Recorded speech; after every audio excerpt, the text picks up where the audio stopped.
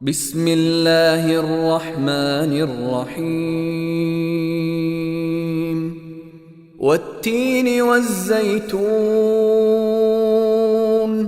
وطور سینین وهذا البلد الأمین لقد خلقنا الإنسان في أحسن تقويم ثم رددناه أسفل سافلين إلا الذين آمنوا وعملوا الصالحات فلهم أجر غير ممنون فما يكذبك بعد بالدين أليس الله بأحكم الحاكمين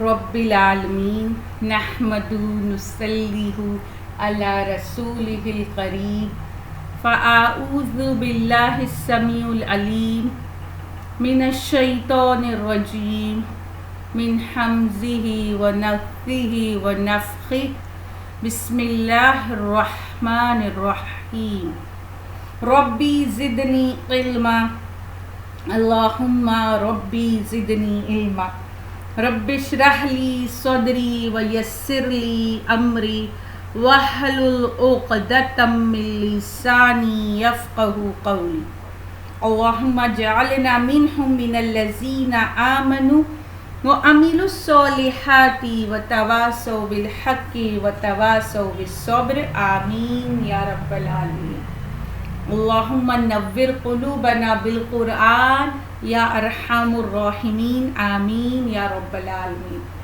اللہم افرغ علینا صبرا وتوفنا مسلمین آمین یا رب العالمین اللہم ثبتنی عند الموت لا الہ الا اللہ اللہم آمین ثم اما بعد السلام علیکم ورحمۃ اللہ وبرکاتہ۔ تمام تعریفیں اس واحد معبود برحق اللہ عز و جل کو لائق و زیبا ہے جس نے ہمیں مسلمان بنا کر پیدا کیا۔ لاکھوں کروڑوں ہزاروں شکرانے اور سر تسلیم ہم اس واحد معبود برحق کے آگے جس نے ہمیں مسلمان بنا کر پیدا کیا۔ لاکھوں کروڑوں ہزاروں درود تمام انبیاء اور خاص کر آخری نبی پیغمبر مصطفیٰ صلی اللہ علیہ وسلم پر اور ان کی آل اور ان کے اصحاب پر۔ اللہ کے اذن سے، اللہ کی توفیق سے آج ہم سورۃ التین شروع کریں گے انشاءاللہ تعالی۔ سورۃ التین، سورہ التین، اس میں 1 رکوع ہے، 8 آیات ہے، 34 کلمات ہے اور 165 حروف ہے، اور یہ سورہ مکی سورہ ہے اور سورہ نمبر ہے 95۔ اب ہم اس کی پہلی آیت دیکھتے ہیں۔ بسم اللہ الرحمن الرحیم والتینی والزیتون۔ اب یہاں جو ہے واو جو ہے اور تین میں اور وہ واو جو ہے زیتون میں، یہ دونوں واو قسم ہیں، قسم کھائی جا رہی ہیں تین اور زیتون کی۔ قسم ہے تین کہتے ہیں انجیر کی، والزیتون اور قسم ہے زیتون کی۔ اب واو قسم اور واو عطف میں ہم فرق کیسے سمجھیں گے؟ ایک چھوٹا سا ہنٹ دیتی ہوں کہ جب واو قسم کے بعد جو دوسرا حرف ہے وہ زیر آئے گا لاسٹ میں، جیسے وتینی، تو وہ واو قسم ہے، وہاں ہم ترجمہ قسم کے لیے کریں گے۔ آگے دیکھیں گے ہم والزیتونی، تو وہ واو قسم ہے۔ اب اللہ سبحانہ تعالیٰ نے سورہ التین میں 4 چیزوں کی قسمیں کھائی ہے۔ پہلی آیت میں 2 چیزیں، قسم ہے انجیر کی، قسم ہے زیتون کی۔ اب یہاں ہم دیکھتے ہیں 3 جس کا ترجمہ ہم کرتے ہیں انجیر، وہ ہمارے لیے ایک پھل ہے، ایک فروٹ ہے، اور اللہ سبحانہ و تعالیٰ نے انجیر کی جو خوبیاں ہیں، ہمیں جو اس کے فوائد ہے، جو ہمارے لیے فائدہ مند ہیں، وہ ہمیں پتہ چلتے ہیں۔ اب ہم دیکھتے ہیں کہ قسم کھانے کی وجہ صرف اس پھل کی اہمیت واضح کرنا ہے، یا وہ پھل جس جگہ پیدا ہوتا ہے، جس جگہ اگتا ہے، اس جگہ کی قسم کھانا ہے؟ کیا مقصد ہو سکتا ہے ان پھلوں کی قسم کا؟ اب ہم دیکھتے ہیں کہ جو انجیر ہے وہ اور جو زیتون ہے، یہ دونوں چیزیں بکثرت جو جگہ ہے وہ ہے بیت المقدس کی سرزمین۔ وہاں پر بہت بڑی تعداد میں 3 مطلب انجیر اور زیتون کی پیداوار کا علاقہ ہے۔ پھر اس کے بعد سرزمین فلسطین جو ہے انجیر اور زیتون کی پیداوار کے لیے یہ قدیم زمانے سے مشہور ہے کہ وہاں کے انجیر اور وہاں کے زیتون جو ہے بہت مشہور مانے جاتے ہیں۔ یہ ایک بات ہوتی ہے کہ یہ دونوں جو پھل ہے اس کا اللہ عز و جل نے قرآن میں نام لیا ہے۔ زیتون کے لیے سورہ نور میں بھی اللہ سبحانہ و تعالیٰ نے فرمایا، اس کی اہمیت واضح کی، اس کے تیل کے بیان دیے گئے۔ اب یہاں مقصد ہے وہ جگہ کو بیان کرنا جہاں اس کی پیداوار بہت زیادہ تعداد میں۔ اب مفسرین کی کچھ رائے الگ الگ ہیں۔ کسی کے نزدیک 3 سے مراد دمشق ہے، اور کسی کے نزدیک 3 سے مراد جودی پہاڑ ہے جس پر نوح علیہ السلام نے ایک مسجد تعمیر کی تھی۔ پھر کسی سے مراد یہ اصحاب کہف کی مسجد ہے۔ مطلب مفسرین نے الگ الگ اپنی رائے بیان کی ہے۔ اب یہاں پر جو زیتون ہے وہ بیت المقدس کے لیے ہے، اور دوسرا زیتون جو ہے یہاں پر یہ جو کھانے کے لیے ہم زیتون استعمال کرتے ہیں، یہ ایک بات ہو گئی۔ اب ہم دوسری آیت اور تیسری آیت کے بعد دوبارہ پہلی آیت پہ جائیے تو بات سمجھ میں آئے گی کہ اللہ سبحانہ و تعالیٰ کا مقصد کیا ہے اس 2 چیزوں کی قسم کھانے میں۔ یہ ہم 3 آیت کرنے کے بعد واپس پہلی آیت پہ آئیں گے۔ دوسری آیت میں قسم کھائی جا رہی ہے وہ توری سینین، و قسم جو کھائی جا رہی ہے قسم ہے طور سینا کی۔ قسم کس کی کھائی جا رہی ہے؟ یہاں پر ایک چیز کی قسم کھائی جا رہی ہے، طور سینا کی قسم کھائی جا رہی۔ اب طور سینا سے ہم کیا سمجھتے ہیں؟ سورہ مومنون آیت نمبر 20 میں سے طور سینا کہا گیا ہے، اور آج کے دور میں بھی اسے اسی نام سے جانا جاتا ہے، سینا کے نام سے جانا جاتا ہے۔ اور یہ جو طور ہے مطلب یہ کیا ہے؟ ایک بلند پہاڑ ہے۔ اب یہ کہاں ہے وہ دیکھتے ہیں ہم۔ مصر سے مدین یا مدین سے مصر جاتے ہوئے راستے میں پڑتا ہے۔ اسی پہاڑ کی ایک چوٹی کا نام طور ہے، اور اسی پہاڑ کے دامن میں وادی کا نام طوا ہے، جسے قرآن میں وادی مقدس، جیسے ہم پڑھتے ہیں جب موسیٰ علیہ السلام کو اللہ سبحانہ تعالیٰ نے آواز دی تھی تو وہ کیا تھا؟ وادی مقدس طوا ہے۔ اور اسی مقام پر موسیٰ علیہ السلام کو نبوت عطا کی گئی تھی، اور 2 دفعہ اللہ سبحانہ تعالیٰ موسیٰ علیہ السلام سے ہم کلام ہوئے تھے، یہ جگہ ہے طور سینین۔ تو اللہ سبحانہ تعالیٰ نے اس جگہ کی قسم کھائی ہے۔ آیت نمبر 2 ایک چیز کی قسم، آیت نمبر 1 میں 2 چیزوں کی قسم، ٹھیک ہے۔ اب ہم دیکھتے ہیں آیت نمبر 3 پر آتے ہیں ہم۔ وَحَاذَا الْبَلَدِ الْأَمِينِ، اور قسم کھائی جا رہی ہے حاذا اس بلد شہر کی، امین امن والا۔ اور یہاں اللہ سبحانہ تعالیٰ نے کس چیز کی قسم کھائی؟ ایک امن والی شہر کی قسم کھائی جا رہی ہے۔ یہاں قسم ایک جگہ کی ہے۔ اب امن والے شہر کا جب ہم کو ذہن میں پہلا ہمارا خیال کہاں جائے گا کہ یہ امن والا شہر حاذا البلد الامین ہم کسے سمجھتے ہیں؟ یہ شہر مکہ معظمہ ہے۔ اب یہاں پر ہم دیکھتے ہیں کہ مکہ معظمہ میں اللہ سبحانہ تعالیٰ نے قسم کھائی ہے، مگر قسم کھانے سے مقصد کیا صرف طور سینین کو بیان کرنا ہے، یا مکہ معظمہ کو بیان کرنا ہے، یا انجیر و زیتون کو بیان کرنا ہے؟ اب یہاں اگر ہم غور کریں مکہ معظمہ میں، تو طوفان نوح کے بعد حضرت ابراہیم علیہ السلام اور حضرت اسماعیل علیہ السلام نے مل کر یہ جو کعبہ تھا اسے دوبارہ تعمیر کیا۔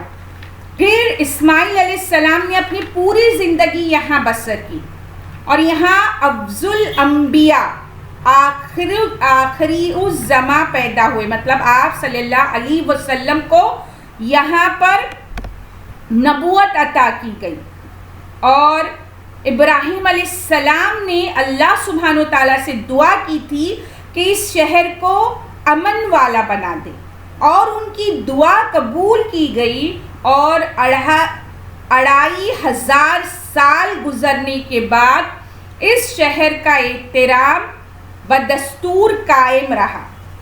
مطلب عرب میں کیا ہوتا ہے، ہر جگہ لوٹ مار اور قتل و غارت گیری کا بازار گرم رہتا ہے، لیکن صرف یہی ایک ایسی جگہ ہے جہاں لوگوں کو امن میسر آتا ہے، اور مکہ کی حرمت آج تک قائم ہے اور آئندہ بھی قائم رہے گی کہ یہاں پر پہنچ جانے والا شخص کیا ہے؟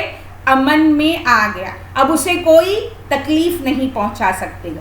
تو اس سے مقصد جو ہے آیت نمبر، اب ہم دیکھتے ہیں جو پہلی آیت ہے وہ جو 3 کی قسم کھائی گئی ہے، تو اس سے مراد جو مفسرین لیتے ہیں وہ ہے نوح علیہ السلام کے لیے اس جگہ کی جو انہوں نے جودی پہاڑ پر جو مسجد نوح ہے اس کی طرف اشارہ ہے۔ پھر اس کے بعد جو انجیر کی زیتون کی قسم ہے جو بیت المقدس ہے جسے جیروسلم کہتے ہیں ہم، وہ جو طور سینین ہے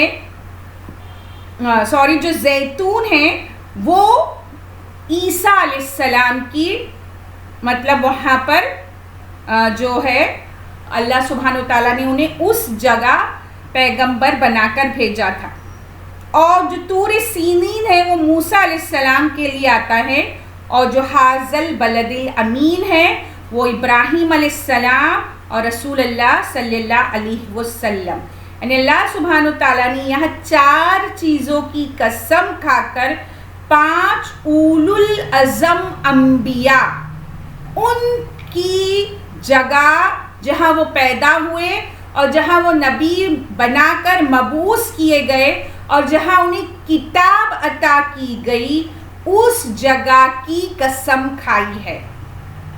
سورہ 3 ہم کو یاد ہے، ہم سب پڑھتے ہیں، ورڈ ٹو ورڈ بھی ہم کو پتہ ہے، مگر اس کی گہرائی کو سمجھنے کی ضرورت ہے کہ قسم کھانے کا جو مقصد ہے وہ کیا ہے۔ اس جگہ کو بیان کر کے وہاں پیدا کی جانے والی جو چیزیں مشہور ہوتی ہے اس چیز کو ہائی لائٹ کیا اللہ سبحانہ تعالیٰ نے تاکہ سننے والی جو آڈینس ہے ان کا ذہن اس طرف منتقل ہو جائے کہ بات کیا کی جا رہی ہے. اب اگر جیسے ہم نے بتایا کہ انجیر اور زیتون کے لیے یہ جو بیت المقدس کی زمین فلسطین جو بہت مشہور تھے، تو کیا ہوتا ہے کہ کسی جگہ پر جو چیز بہت زیادہ مشہور ہوتی ہے اس جگہ اگر ہم اس کا نام لیں تو ہماری توجہ اس کی طرف مبذول ہو جاتی ہے. اس طرح مقصد کیا ہے، ہمارا اٹینشن گریب کر کے بتانا کچھ اور ہے، کہنا کچھ اور ہے. اب یہاں ہم دیکھتے ہیں کہ جو زیتون جو ہے پہاڑ، اس کے بارے میں ہم دیکھتے ہیں کہ حضرت عیسیٰ علیہ السلام کا کہ وہ اس جو پہاڑ پر جاتے تھے اور وہاں پر وہ اپنے شاگردوں کو کوہ زیتون کی چوٹی کہا جاتا ہے اسے، اور وہاں پر وہ اپنے جو طالب علم تھے ان کو تعلیم دیتے تھے، انہیں درس دیتے تھے. اور ان کا ایک بہترین خطبہ ہے جو ہم کو انجیل میں ملتا ہے. اور یہ جو پہاڑ ہے یہ مطلب بیت المقدس کے مشرقی جانب ہے. یہ مشہور پہاڑ ہے جسے کوہ زیتون کہا جاتا ہے. اب ہم دیکھتے ہیں کہ جو اللہ کے حضرت عیسیٰ علیہ السلام نے جو کوہ زیتون پر جو درس دیا تھا، اس درس میں انہوں نے آخرت کی جزا و سزا کا تصور جو ہے بالکل واضح طور پر بیان کیا تھا. میں حضرت عیسیٰ علیہ السلام کا اس مطلب جو درس کے تھوڑا سا کوٹیشن ہے جو میں پڑھنا چاہوں گی، اور اس کے لیے میں حوالہ دے رہی ہوں کہ جو میں پڑھ رہی ہوں یہ لوقا 6:20-44، اور یہ جو پڑھا جا رہا ہے یہ ہے بحوالے دعوت القرآن شمس پیرزادی، تاکہ سننے والوں کے ذہن میں کوئی شک و شبہ نہ رہے. اس لیے میں حوالہ پہلے دے کر پھر وہ عیسیٰ علیہ السلام کی جو اسپیچ ہے جو انہوں نے اپنی اسٹوڈنٹ کو دیا ہے وہ پڑھنا چاہوں گی، کیونکہ ان کی جو بہترین اسپیچ آج ضرورت ہے ہمیں سمجھنے کی. وہ فرماتے ہیں، پھر اس نے اپنے شاگردوں کی طرف نظر کر کے کہا، مبارک ہو تم جو غریب ہو، کیونکہ خدا کی بادشاہی تمہاری ہے. مبارک ہو تم جو اب بھوکے ہو، کیونکہ آسودہ ہوگے. مبارک ہو تم جو اب روتے ہو، کیونکہ ہنسو گے. اس لیے کہ دیکھو آسمان پر تمہارا اجر بڑا ہے، مگر افسوس تم پر جو دولت مند ہو، کیونکہ تم اپنی تسلی پا چکے. افسوس تم پر جو اب سیر ہو، کیونکہ بھوکے ہوگے. افسوس تم پر جو اب ہنستے ہو، کیونکہ تم ماتم کرو گے اور رو گے. کیونکہ جس پیمانے سے تم ناپتے ہو اسی سے تمہارے لیے ناپا جائے گا.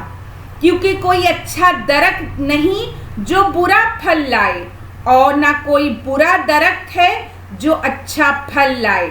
ہر درخت اپنے پھل سے پہچانا جاتا ہے، کیونکہ جھاڑیوں سے انجیر نہیں توڑتے. ہم نے کہا تھا نا انجیر، ابھی پڑھے ہم نے. اس کے بعد جب وہ زیتون کے پہاڑ پر ہیکل کے سامنے بیٹھا تھا، اب ہم دیکھتے ہیں کہ آگے ان سے پوچھا گیا، ان سے سوال کیا گیا کہ یہ باتیں کب ہوگی، ہے نا. تو انہوں نے کہا، ان دنوں اس مصیبت کے بعد سورج تاریک ہو جائے گا اور چاند اپنی روشنی نہ دے گا، اور آسمان سے ستارے گرنے لگے گے، اور جو قوت آسمان میں ہے وہ ہلائی جائے گی. یہ ہم آج بھی قرآن میں ایسی آیتیں پڑھتے ہیں. اب انجیر کے درخت سے تمثیل سیکھو. اب وہ انجیر کے درخت کے سے ذریعے مثال دے رہے ہیں ہمیں. جو ہی اس کی ڈالی نرم ہوتی ہے اور پتے نکلتے ہیں تو تم جان لیتے ہو کہ گرمی نزدیک ہے. اسی طرح جب تم ان باتوں کو ہوتے دیکھو تو جان لو کہ وہ نزدیک بلکہ دروازے پر ہے.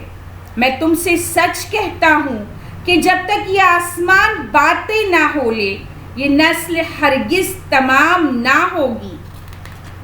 آسمان اور زمین ٹل جائے گے لیکن میری باتیں نہ ٹلے گی. لیکن اس دن یا اس گھڑی کی بابت کوئی نہیں جانتا. مرقس 13:3-32. یہ ہمیشہ کی سزا پائے گے مگر راست باز ہمیشہ کی زندگی. متی 25:46. یہ ہے جس سے ہمیں پتہ چلتا ہے کہ یہاں جو کوہ زیتون کی قسم کھائی اس سے مراد عیسیٰ علیہ السلام ہیں، اور جو تین کی قسم کھائی اس سے مراد نوح علیہ السلام ہیں، ان کی طرف اشارہ ہے. اور اس کے بعد جو ہے موسیٰ علیہ السلام ہیں کوہ طور پر. پھر اس کے بعد آگے ابراہیم علیہ السلام اور ان کی اولاد، اور پھر رسول اللہ صلی اللہ علیہ وسلم. اب اللہ سبحانہ و تعالیٰ نے بہترین خوبصورت انداز میں شروع کی ہے سورہ 3. اب یہ جو قسم کھائی گئی ہے اس کی وجہ ہے، ایک ریزن ہوتا ہے. جب اللہ سبحانہ و تعالیٰ قرآن میں قسم کھاتے ہیں تو اس کی ایک وجہ ہوتی ہے. اور آگے جو ہے آیت نمبر 4 اللہ سبحانہ و تعالیٰ اس میں اس قسم کھانے کی وجہ بیان کرتی ہیں. اسے جواب قسم کہا جاتا ہے. جو آیت نمبر 4 ہے وہ ہے جواب قسم. ہم آیت نمبر 4 دیکھتے ہیں. لقد، البتہ جو ہے لقد جو ہے لا جو ہے یہ تاکید کے لیے آتا ہے، یقیناً کا مفہوم پیدا کرنے کے لیے آتا ہے، اور زور کے اس انداز میں آتا ہے. خلقنا، پیدا کیا ہم نے. اللہ سبحانہ و تعالیٰ کیا کہہ رہے ہیں؟ ہم نے پیدا کیا. انسان کو، یہاں جو انسان ہے وہ تمام انسان مخاطب ہے اس سے، ہر انسان. فی میں احسنی، بہترین تقویم، ساخت پر. البتہ ہم نے انسان کو بہترین ساخت میں پیدا کیا. یہاں اللہ سبحانہ و تعالیٰ کیا فرما رہے ہیں کہ یہ جو قسم کھائی گئی ہے اس سے مقصد کیا ہے؟ وہ اولو العزم انبیاء کو بیان کرنے کا مقصد ہے کہ انسان کو ہم نے بہترین ساخت پر پیدا کیا. اور لام لا کر، لقد لا کر کیا کیا گیا؟ اس میں تاکید پیدا گئی، زور پیدا کیا گیا کہ اب جو یہاں انسان ہے اس سے مراد ہر انسان ہے، ہر دور کا ہر انسان. اور احسن جو ہے ہم دیکھتے ہیں احسن کو، احسن کے معنی ہوتے ہیں حسن سے ہے. وہ حسن، خوبصورت، بیوٹی جسے کہا جاتا ہے. اور تقویم جو ہے وہ کہتے ہیں یہ جو ہے قامہ سے ہے، اور اس کا مطلب کیا ہوتا ہے؟ بالکل سیدھا کھڑا کرنا، جس میں کوئی عیب نہ ہو، کوئی نقص نہ ہو، اور مطلب ہر طرح سے وہ پرفیکٹ ہو. تو جب ایسی چیز بنائی جاتی ہے تو کیا ہوتا ہے کہ وہ مطلب تقویم مکمل کی جاتی ہے. اب یہاں پر اللہ سبحانہ و تعالیٰ کیا فرماتے ہیں کہ بے شک ہم نے انسان کو بہترین ساخت پر پیدا کیا ہے، ایسا انسان پیدا کیا ہے جس میں کوئی عیب نہیں ہے، کوئی نقص نہیں ہے، اور وہ ہر عیب سے پاک ہے، خوبصورت ہے۔ اگر ہم انسان کی تخلیق پر غور کریں اور جانوروں میں اور دوسرے تمام مخلوقات پر، تو کیوں انسانوں کو جانوروں سے، فرشتوں سے اور تمام مخلوق پر اللہ سبحانہ وتعالیٰ نے فضیلت دی ہے؟ کیا وجہ ہے؟ تو اگر ہم غور کریں تو ہمیں پتہ چلے گا کہ اگر ہم دیکھیں روزمرہ کی زندگی میں، تو ہم دیکھتے ہیں کہ تمام جانور ہے جو ان کا جو اسٹرکچر ہے، جس طرح وہ بنایا گیا ہے، ان کے چہرے جھکے ہوئے ہیں زمین کی طرف۔ اگر ہم دھیان دیں تو ہر جانور کے چہرے کیسے ہیں؟ زمین کی طرف جھکے ہوئے ہیں۔ اب انسان جو ہے، اللہ سبحانہ وتعالیٰ نے تقویم کہا، کاما سے آیا، تو انسان کو کیسے بنایا؟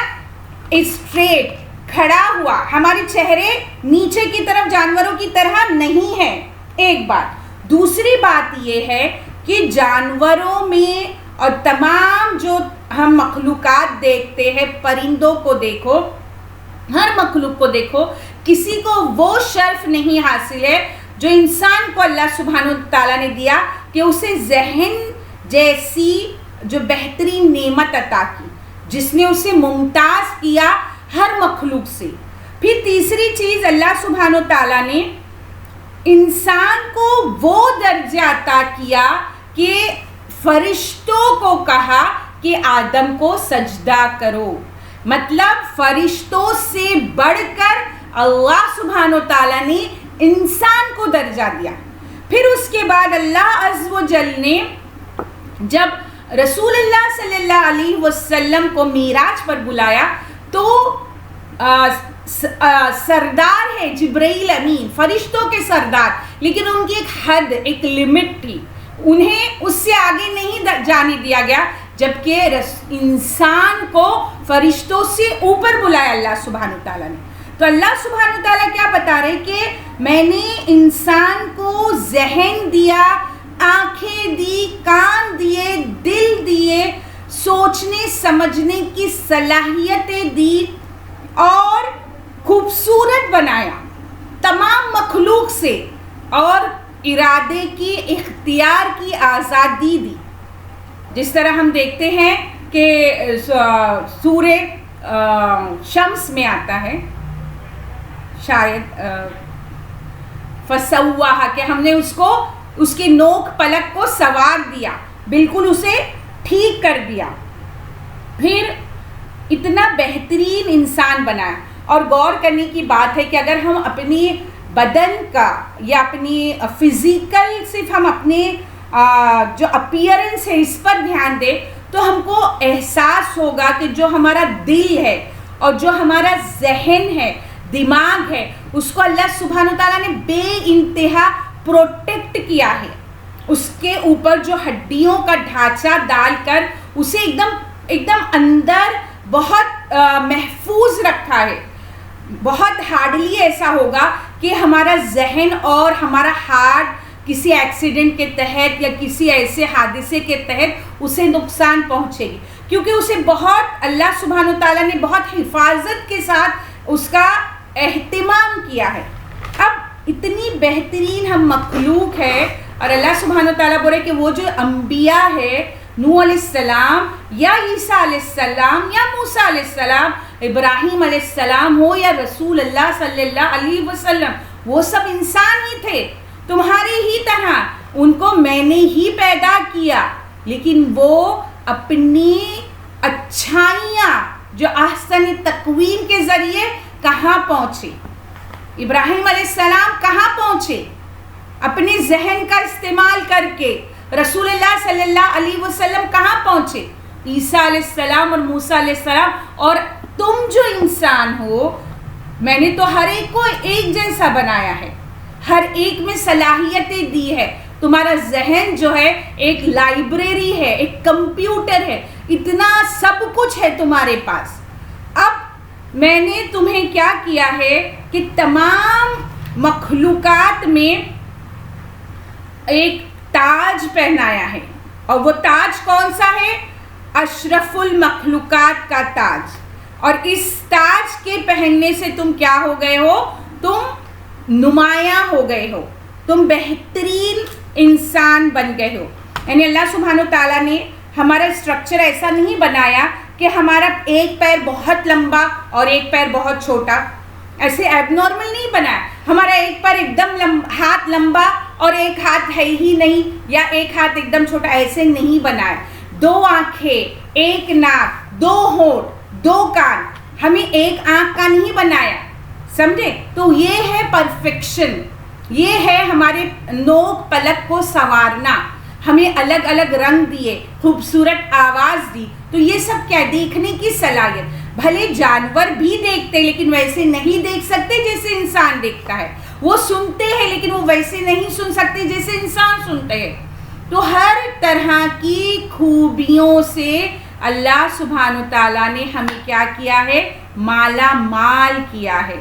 اور اللہ سبحانہ تعالیٰ کیا فرماتے ہیں کہ اتنے جواہر ہے تمہارے اندر، اتنے ہیرے ہیں تمہارے اندر، اب وقت کیا ہے، ضرورت کیا ہے کہ اسے تم کو خود تلاش کرنا ہے، اس کا فائدہ تمہیں خود اٹھانا ہے، اور اس فائدے سے تمہیں اس اونچے مقام پر پہنچنا ہے جہاں تم خلق العظیم کا مرتبہ لے لو، جہاں تم بہترین انسان بن جاؤ.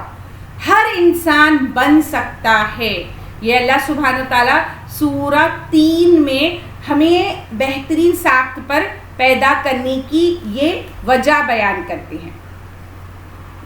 پھر اس کے بعد اللہ سبحانہ تعالیٰ نے اتنے بہترین جو اخلاق ہے کہ اس کے لیے میں ایک شعر پڑھنا چاہوں گی.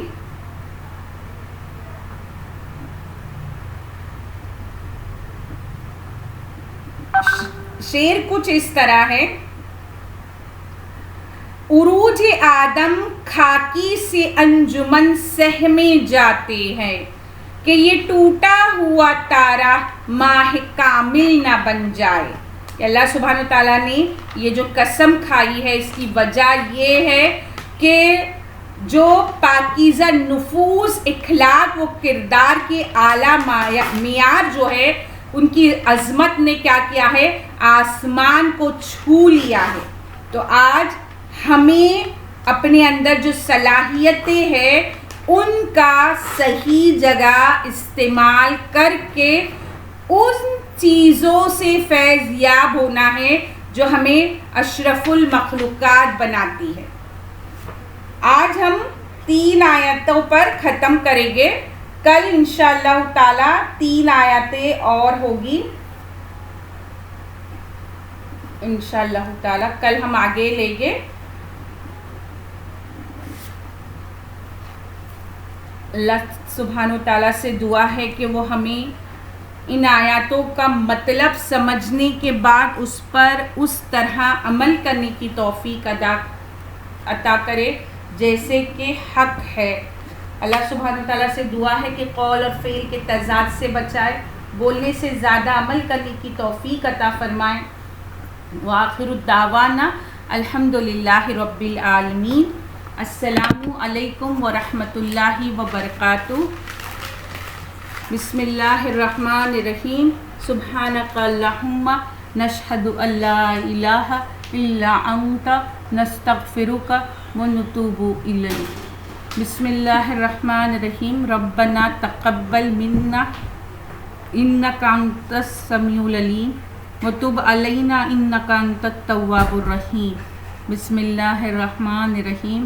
والعصر ان الانسان لفی خسر الا الذین آمنوا وعملوا الصالحات وتواصوا بالحق وتواصوا بالصبر. آمین اللہم آمین.